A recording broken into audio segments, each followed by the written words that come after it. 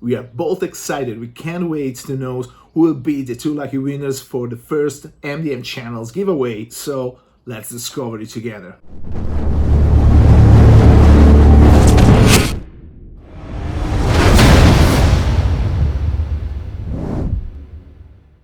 Welcome back to the MDM channel.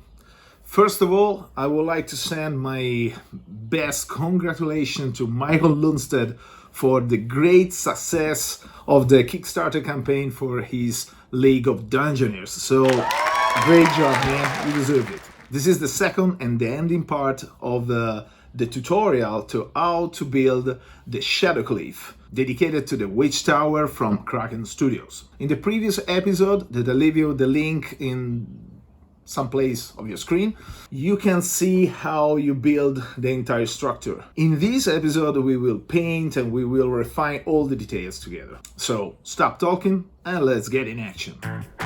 Our protective base coat is dry. Now we can apply a mixture of plaster, dirt and sand. It will help us to give much more coherence between the different layers of the cliff. It will also help us to fix some errors here and there and adding more texture.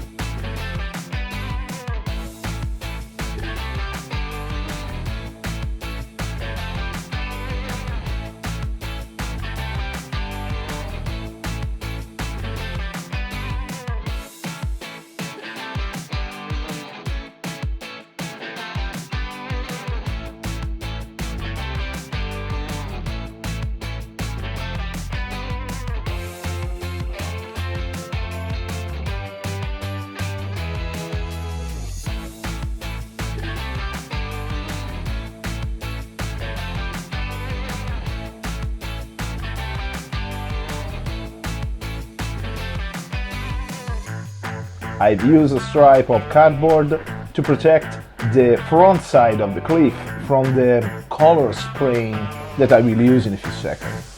But consider that at the end of the project I changed my mind, and you will see what I'm talking about. You can play with some spray color cans in order to give the base of your color scheme. In this way we will have a clear idea about the blending of the different colors and the volumes.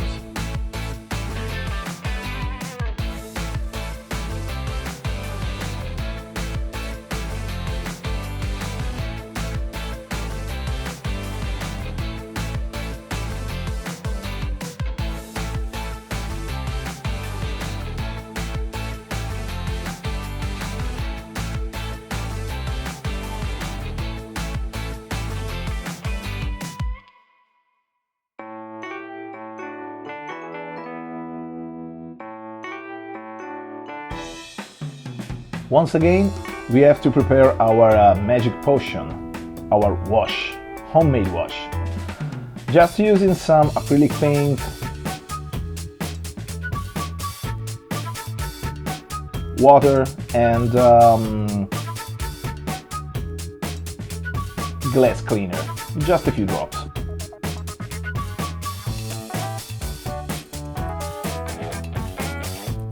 Spread the homemade wash all over the entire piece.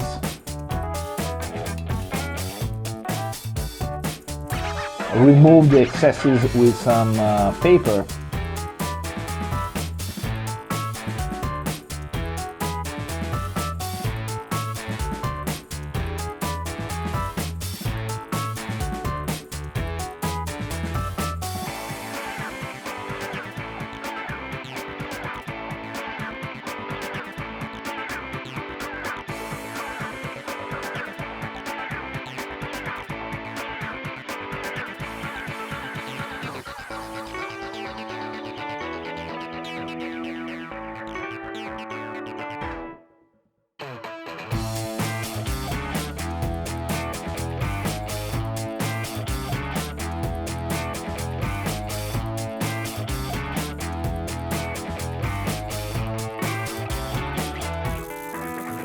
After the washing part, we move on the overpaint and dry brushing part. And honestly, it's my favorite part, because during the dry brushing, all the small details pop up and you can see your project come to life.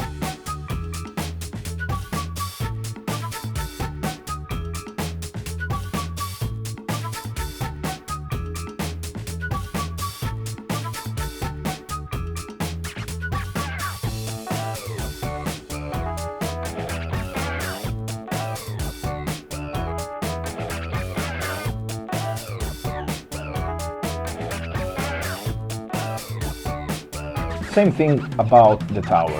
You start applying the base color, like the wood, like the stones, fixing the color here and there.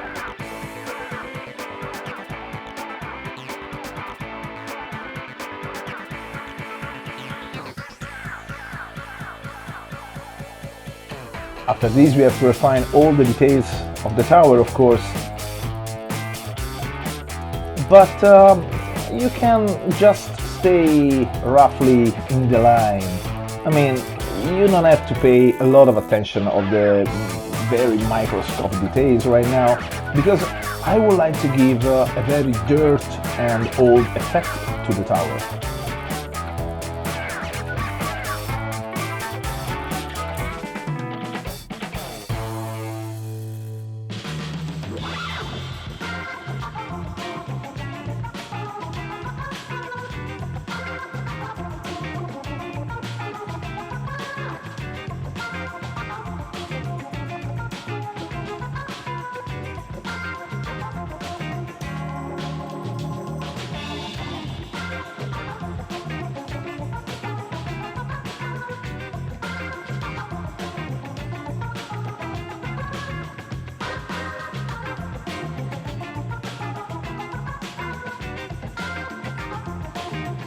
All of the craft paints that I use in this video and my previous videos are very cheap, and I bought them from my local craft store. I think you can find it quite easy in your hometown. Maybe not the same brand, but something similar. Something that it don't cost much more than $1 per color. Of course, you don't have a range of color like the Citadel or Army Painters there. You can blend together the colors in order to get the perfect variation that you are looking for. Of course, you have to try. You have to play and experiment with your color. It's another fun part of the hobby.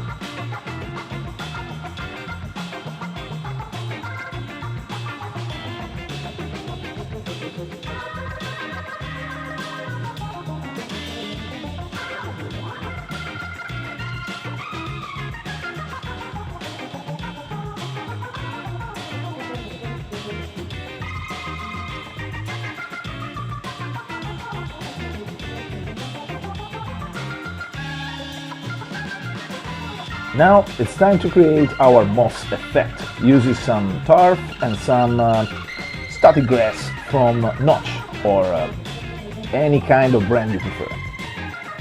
In a small plastic container I put some turf and some static grass, adding a good quantity of our homemade wash. Yes, you understand right, homemade wash.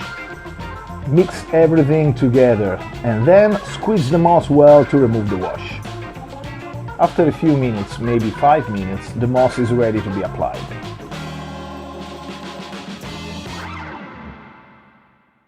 During this phase you can also use some super glue to speed up the bonding of the moss, especially on the tower surface or in the tiny spots that you like.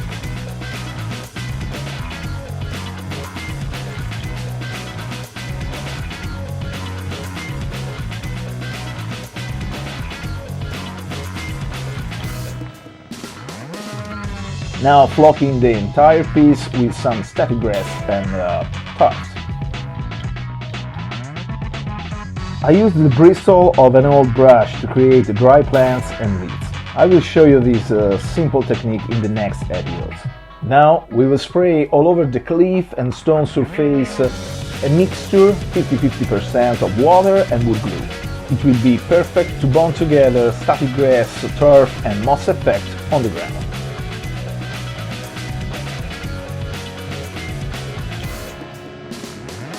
Once again, we will grab our homemade wash and we will splash it all over the tower.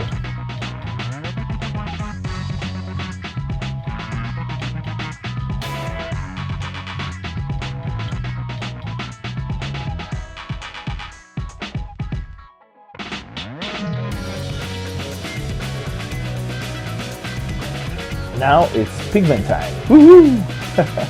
Jokes apart. The weathering part is another really cool part for me. In my previous videos, especially in the modular dungeon walls, you can find the technique that I use for using the pigments on my pieces. Of course, it's just a matter of personal touch. I love to go quite strong with pigments on the big surfaces and removing it later with a clean brush.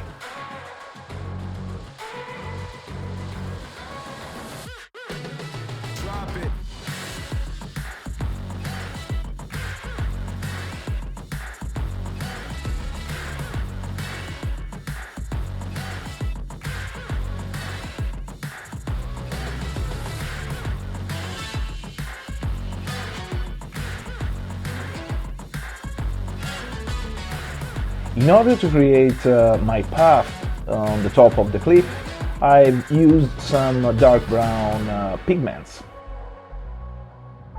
Just sprinkle it on the top of your grass, on the top of your ground.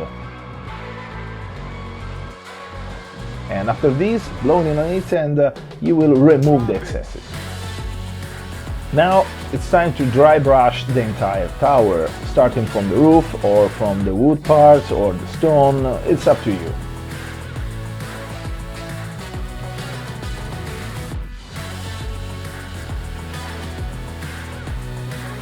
It's also a good moment to take care about the details and try to blend together the different colors of the tower.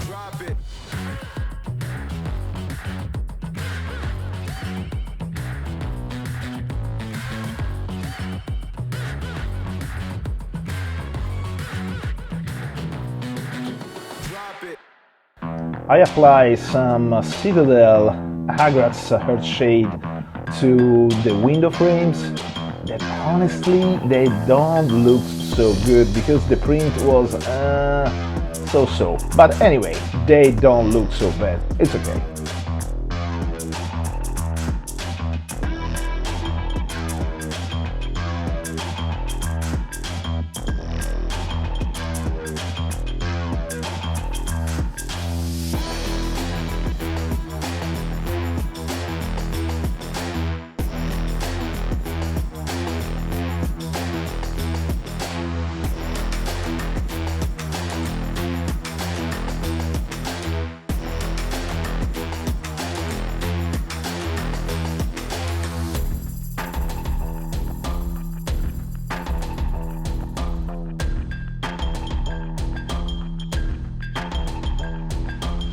And now we have to grab our beads and small detail box.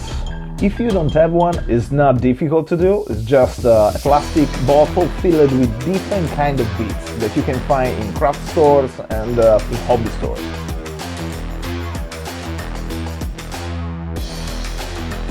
Using a small brass ring, I recreate the handle of the door that unfortunately is gone during the printing. Citadel Skulls, it's one of my favorite box sets ever. There's tons of different skulls, human skulls, orc skulls, alien skulls, and it's really helpful.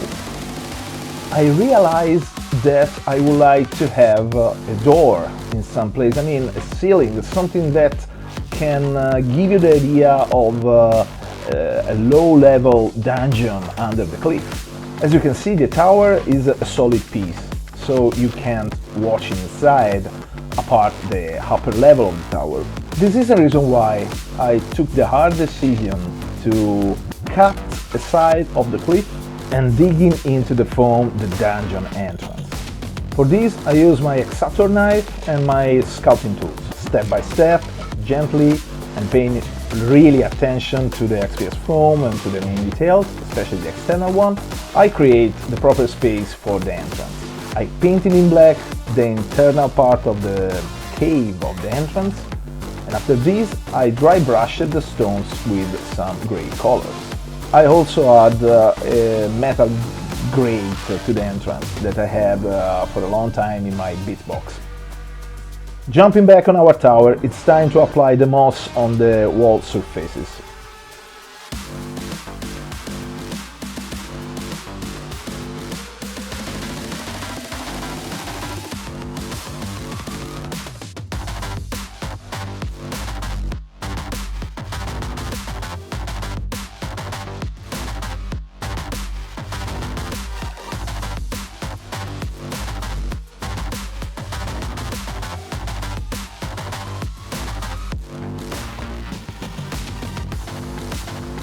The time has finally come to create our LED circuit.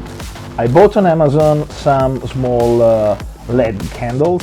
I opened the candle and I removed the external part. So I keep the LED circuit, I keep the batteries, and I keep the switch.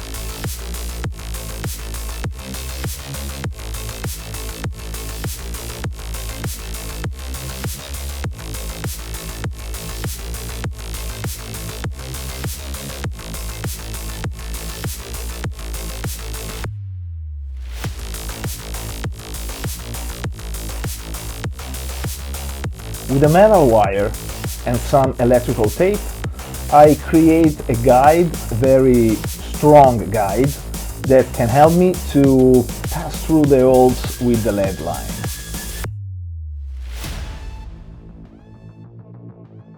After the LED circuit is ready, I bond with some hot glue the LED line inside the hole of the tower.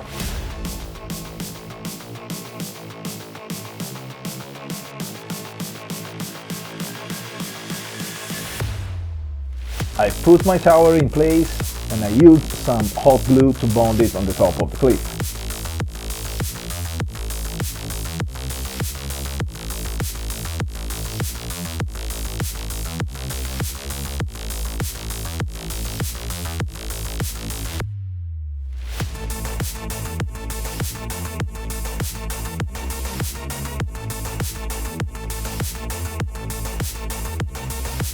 With our XPS foam scraps, I create the big stones that I would like to place on the base of the tower in order to cover the gap between the top of the cliff and the base of the tower.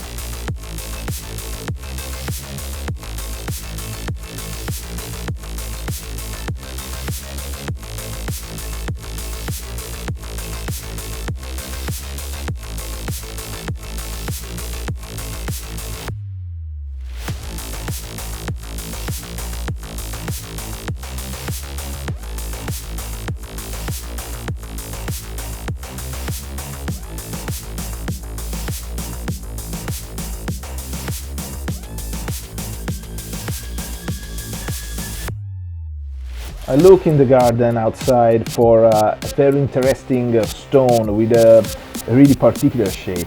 I found this one that I think is perfect for my project. I bonded it to the ground with some hot glue and I start painting it with some citadel washes.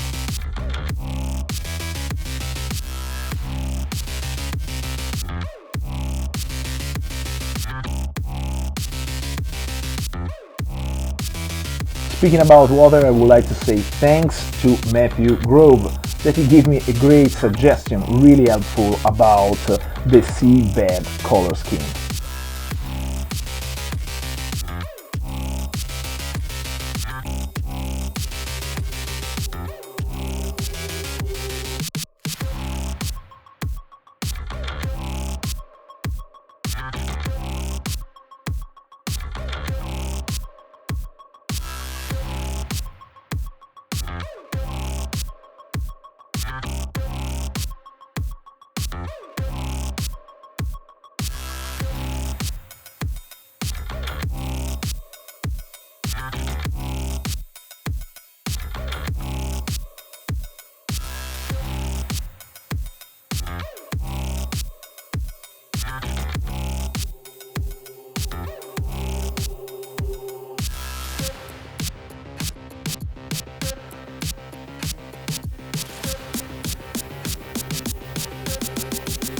I've also had some more details in the top part of the tower, in the witch room, adding a mirror and a bookshelf. Remember that the window now is open, so you can put an eye inside and watch all the details. Once everything is bonded in place, you're ready to close the rooftop of your tower.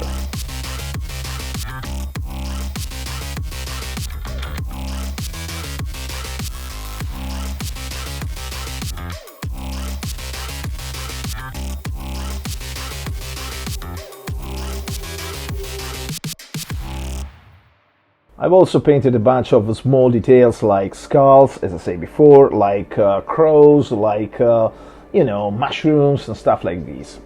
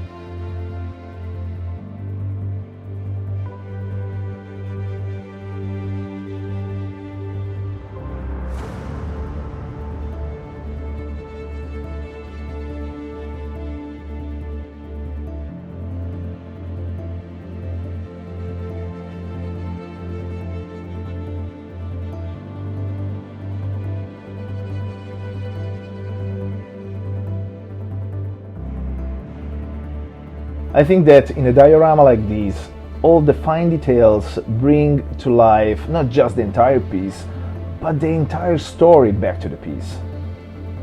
For example, why we have a seagull on the top of the tower, or why we have a living mushroom in the garden of the tower, where to come from the purple stone. I love all those little details.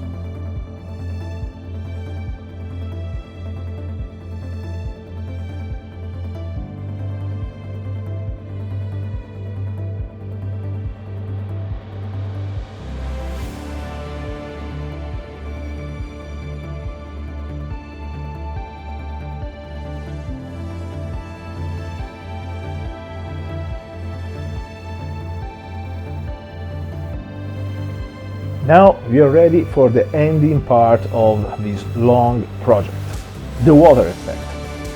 I've stolen this technique from Geek Game Cynics. that it's a YouTube channel that I totally suggest you to follow because it's really full of really cool tips and tricks. This is a kind of silicone adhesive ultra clear material. You can find it in your local hobby store and it's really cheap. In a plastic container, mix the silicone with some drops of your favorite blue and dark green washes. Just a few drops. Mixing it all together and apply it with a spatula on your diorama. At the very beginning I was expecting something much more liquid, so I put some electric tapes on the border of my base. But when I realized that I don't need it, I just remove it and I work freely on my base. Furthermore, there is no reaction between the silicone and the acrylic washes, but I totally suggest you to wear a respirator mask before to start working with this kind of stuff.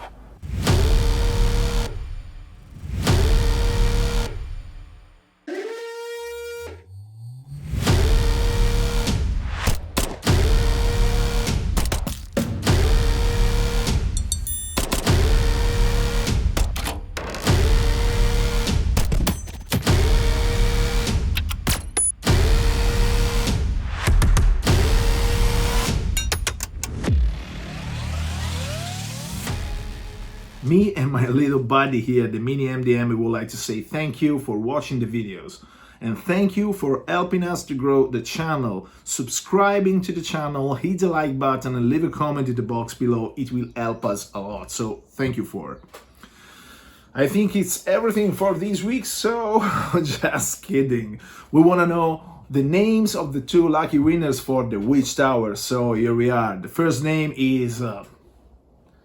the second name is, so congratulations, and I hope that you enjoy the Witch Tower at least like me and him. So I'll see you in the next. Ciao!